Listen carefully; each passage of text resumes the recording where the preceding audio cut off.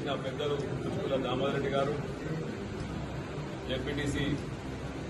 రోహిణి గోవర్ధన్ రెడ్డి గారు, ఎంపీటీసీ రేణుక మల్లయ్య గారు, పెద్దలు భగవత్ రెడ్డి గారు, వైస్ చైర్మన్ వెంకటరెడ్డి గారు, ఇక్కడ విచ్చేసిన తాడూరు మండల నాయకులకు, మిత్రులకు, డైరెక్టర్లకు ప్రతి ఒక్కరికి పేరు పేరున నా హృదయపూర్వక నమస్కారం. మన ప్రభుత్వం వచ్చిన తర్వాత,